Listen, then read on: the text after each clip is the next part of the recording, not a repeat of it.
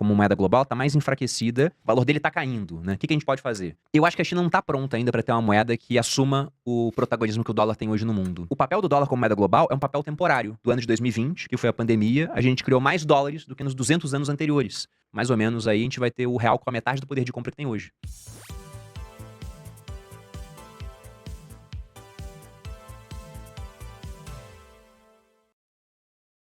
A questão do dólar realmente, né, como moeda global, está mais enfraquecida depois, principalmente, do ano de 2022, quando em fevereiro a Rússia atacou a Ucrânia e, em decorrência disso, os americanos foram lá e confiscaram as reservas russas. Quando os americanos fizeram isso, imagina a cabeça da China, do Irã, de outros países que porventura tinham alguma coisa em dólar e pensaram, cara, a gente está investido em título público americano, né? Confiscaram os russos, será que não podem confiscar os nossos? Se a China Exato. decidir invadir uma Taiwan algum dia, né? O que é uma política que o Partido Comunista Chinês tem de longo prazo, Sim. a unificação da China. Para eles, na verdade, só existe uma China. Taiwan não existe de maneira independente. Então, como o Trump ele quer defender o dólar, que é que ele continue sendo usado como moeda global, acho que o Brasil foi meio que um exemplo. Ó, o que acontece com quem fala, né, em todo canto, em toda reunião internacional, sobre a substituição do dólar como moeda global. E já era para ter acontecido essa aproximação, porque toda vez que um país foi sancionado pelo Trump, você teve negociação acontecendo. E no Brasil não teve um telefonema até então do nosso presidente com o Trump. Então isso finalmente aconteceu. Agora, falar quais serão as consequências disso, eu já não sei. Eu tendo a achar que é positivo, porque já estamos com 50% de tarifa. Então acho difícil ele falar, cara, vou dobrar a tarifa. Acho que é daí para baixo, né? E eu espero que seja positivo mesmo, porque essa tarifa ela afeta pra caramba, né, o pessoal que trabalha com exportação. Lógico que a gente rearranja as coisas, até porque muito do que o Brasil exporta é commodity. Então você para de vender para um destino, você pode vender para outro. Mas mesmo assim, você receber tanta tarifa assim para transacionar com um dos maiores mercados do mundo, porque a Atrapalha. população é muito menor do que a da China, por exemplo, mas é um mercado que consome muito mais. Isso com certeza atrapalha. Ô Bruno, e falando sobre a questão de uma moeda diferente do dólar para negociar, que a gente vê esse assunto muito no BRICS ali, né? Você acha que seria positivo o BRICS, por exemplo, os países do BRICS negociarem com uma outra moeda? Para o Brasil, como seria isso? E para o mundo? Bom, se você pega as reservas cambiais brasileiras, a gente está diminuindo o que a gente tem em dólar e está comprando mais ouro e yuan, né? Que é a moeda chinesa. E a China já é hoje o principal parceiro comercial de boa parte do mundo. Só que a China é um país fechado, com uma conta de capital fechada, então você não consegue converter moeda livremente, né? Sim. Um bilionário chinês não consegue enviar o recurso que ele quiser, a hora que ele quiser, para fora do país. E o pessoal até brinca que no mercado chinês você é livre para entrar, mas não é livre para sair, né? Meio que brincando com aquela música do Hotel Califórnia, que é mais ou menos essa letra, né?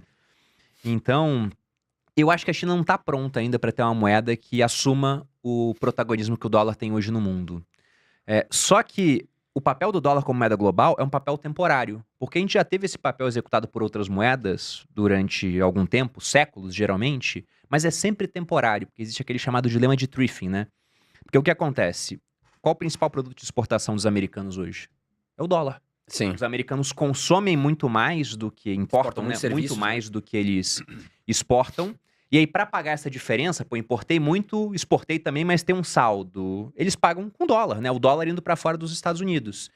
E como o dólar tá indo para fora, aí o restante do mundo é abastecido com dólares para que a gente possa fazer transações. E o dólar ainda é, de longe, disparada, a moeda mais utilizada no comércio global. Se um japonês faz comércio com um australiano, ele não vai pagar em iene, não vai receber dólar australiano. Eles vão fazer o comércio em dólar. Isso acontece quando o europeu faz comércio com o Brasil, por exemplo. Mas a China, já assumindo esse protagonismo como a segunda maior economia do mundo, né? Ela fala, pô, e se eu puder te pagar sem 100 dólares em yuan? Então, se um país aceitar, ótimo, porque ela pode simplesmente criar moeda para pagar as compras que ela faz de outros países. É um país que é muito dependente na parte de alimentos. Ele não consegue alimentar 1,4 bilhão de pessoas, é dependente energeticamente, ele não tem petróleo para produzir energia e combustíveis para todo mundo que tem lá. Então, ele precisa dessa autossuficiência. Como eles não são autossuficientes, melhor dizendo, energeticamente na parte alimentar, o tempo todo eles estão importando muito disso. Imagina você poder pagar pelas importações que você faz com a sua própria moeda. Aqui no Brasil seria maravilhoso, pô. Só que a gente não pode, porque não aceitam. A gente tem que usar o dólar. Só que o ponto é que quanto mais dólares os americanos criam, eles têm que ter esse déficit para poder exportar essa moeda para o mundo, menos confiança as pessoas têm no papel do dólar. Se a gente pega apenas no mês de julho do ano de 2020, que foi a pandemia, a gente criou mais dólares do que nos 200 anos anteriores. Então hoje você toda hora tá vendo o noticiário e os pacotes americanos são de trilhões de dólares. É trilhão pra cá, trilhão pra lá. Então a gente tem um aumento da oferta monetária brutal no dólar. Isso diminui o valor do dólar ao longo do tempo. E vários governos começam a se perguntar, cara, além do ponto de que o dólar pode ser uma arma de guerra, né? Ele pode ser confiscado. O valor dele tá caindo, né? O que a gente pode fazer? E a gente tá vendo o ouro subindo 50% no ano, por conta de indagações assim. Então eu não acho que hoje é uma moeda que possa substituir o dólar. Mas o papel dele é temporário. Porque esse é o dilema, né? Você tem que ser uma economia deficitária para abastecer o mundo. Só que se você for deficitário por tempo demais, o pessoal para de confiar na sua moeda até que surja uma outra moeda que possa ser utilizada. Mas esse é o ponto. Se você tira o dólar, que outra moeda fiduciária pode ser utilizada? Eu não vejo nenhuma que pode ser utilizada. Nem sei se a China ela quer isso nesse momento, né? Mas aí você pode pensar em outras coisas que não são moedas fiduciárias. Lá atrás a gente fazia isso com ouro. Uhum. E talvez o Bitcoin tenha esse papel no futuro. Eu digo um talvez, que é um grande talvez, né? Porque não dá pra saber o que vai acontecer. E eu acho que o Bitcoin é muito mais uma reserva de valor do que esse meio de troca, que é a principal função de uma moeda. Mas ele teria as características para que países pudessem liquidar transações entre si. Porque veja o seguinte, né? Um dos motivos da gente ter substituído o ouro lá atrás não é só porque a moeda fiduciária dá um poder supremo para o governo de criar o quanto ele quiser de papel moeda e dar para sua população. Ele não tem que ficar pensando em cuja oportunidade, né? Vou investir em saúde, mas tem que cortar um pouco de educação, ou vou investir nos dois, mas tem que cortar um pouco de segurança. Ele simplesmente fala, cara, eu quero investir em saúde, educação e segurança, não tem dinheiro. No limite você cria mais. Com consequências que aparecem no futuro, quando talvez seja um rival político que está no poder. Uhum. Mas não foi só por conta disso. O ouro ele tinha problemas. O ouro é muito bom para comércio local, ou as notas que têm lastro em ouro para comércio local. Porque a hora que você quer o seu ouro de volta, você pega as notas, vai num banco e você pega aquela quantia. Mas imagina num mundo cada vez mais globalizado, que era o que estava acontecendo no século XX, e aí você tinha japoneses cheios de moedas da Europa, que para trocar por ouro você tinha que levar até lá. E depois transportar o seu ouro, cara, saindo do Mediterrâneo para dar a volta na África e passar por todos os estreitos na Ásia até chegar no Japão. Era muito arriscado, era custoso também. Você tem histórias de carregamentos de ouro que simplesmente afundaram. Isso aconteceu, por exemplo, na Primeira Guerra Mundial. Para quem estiver em casa, pode procurar lá pelo navio SS Laurentic. Ele naufragou indo da Inglaterra, se eu não me engano, para o Canadá, e 40 toneladas de ouro foram parar embaixo do mar.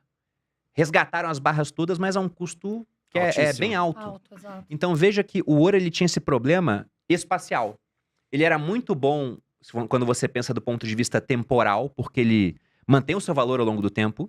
Uma pessoa com 30 gramas de ouro hoje, o ouro tá $4.000 mais ou menos os 30 gramas, né, que é uma onça de ouro. Ela consegue pagar por estadia, consegue pagar por alimentação, por vestuário. Se você volta 1.000 anos no tempo, a mesma coisa. Volta 2.000 anos no tempo. Se você pega uma sociedade já civilizada, a mesma coisa. E se a gente avança 1.000 anos, provavelmente a mesma coisa. Então ele mantém esse valor do ponto de vista temporal. Mas do ponto de vista espacial, é ruim, porque você tem custo de deslocamento. Substituíram o ouro, aí botaram a moeda fiduciária. De maneira espacial, resolveu a questão. Porque moeda fiduciária é simplesmente um registro contábil. Uhum. A gente faz comércio com o Japão faz com a gente, é só registrar lá, superávit, déficit comercial, e no final a gente liquida esse negócio com uma transferência eletrônica hoje em dia, né? Só que apesar de ser bom do ponto de vista espacial, do ponto de vista temporal, é uma porcaria. Porque você tem inflação com o passar do tempo. Aqui no Brasil, se a gente tiver essa meta de inflação de 3% mantida ao longo dos próximos 10 anos, mais ou menos aí a gente vai ter o real com a metade do poder de compra que tem hoje. Que já é 90% menor do que o poder de compra que tinha lá em 94. Então a gente ganha na parte espacial, perdendo na parte temporal. O Bitcoin ele resolve as duas. Porque temporalmente, embora o horizonte de tempo seja muito menor, porque ele foi criado em 2009, mas 16 anos nesse mundo onde tecnologia muda cada vez mais rápido, Sim. é um histórico relevante, né? E ele só se apreciou. Teve vales, né? Ele cai subindo, mas se a gente volta na época da pandemia, eu tenho esse registro bem vivo na memória, porque era uma época onde o Bitcoin não era ainda mainstream. Você não tinha gestores comprando, você não tinha países comprando. Eu já falava de Bitcoin e na pandemia ele caiu 50% em um único dia. Eu fui questionado por muita gente, por alunos, né, por amigos. Teve hater também gravando o story, me marcando escondido, assim, falando, olha lá, né? Os Vai caras dar falando que pau. isso aqui é bom e tá caindo 50% em um dia. E eu comecei a comprar todo dia. Eu comprava entre 1,5 Bitcoin, fiz isso durante 20 dias. E aquilo mudou a história do meu portfólio. E qual era o preço na época? Mais ou menos R$40.000. Hoje, enquanto a gente grava, tá uns 650 mil. Sim. Sim. Então veja o quanto apreciou num período de apenas 5 anos. E pode apreciar muito mais ao longo do tempo. Então você tem essa parte temporal boa. Eu até acho que vai apreciar muito mais por motivos que a gente pode comentar aqui depois. E na parte espacial também, porque eu posso fazer uma transferência agora para um cara que tá na Austrália, Em de segundos. avião, isso daria um dia de viagem.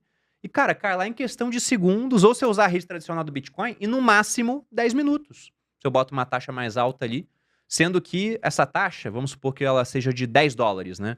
Mas ela é 10 dólares para uma transferência de 100 dólares ou para uma de 1 trilhão de dólares. É a mesma taxa. É barato, né? Por uma transferência muito grande, Exato. comparado com o Pix para você comprar um cafezinho, não. Mas esse é o ponto pelo qual países podem começar a usar Bitcoin para liquidar transações. Sim. Porque não tem como ter sanção, alguém falar, não vou autorizar essa transação, passa pelos mineradores, é descentralizado e é apolítico. Tanto que uma das críticas do Bitcoin é, pô, tem gente que usa o Bitcoin pro mal, né? Terroristas, por exemplo, tem. Tem gente que usa pro bem também, tem, porque é político. Tem gente que usa o dólar pro mal também. Exatamente. Se você pega lá notas de dólar, né? Eu já vi um estudo mostrando que, se eu não me engano, mais de 70% tem rastro de cocaína. Ou seja, está sendo usado para comércio de drogas. Então tem isso, mas na minha visão, não tem moeda que substitua o dólar ainda. E se a gente fosse tentar fazer um experimento, o ouro físico, ele já não serve para o mundo globalizado, o Bitcoin seria muito melhor. Ou o ouro digitalizado, né? O pessoal pode fazer isso também.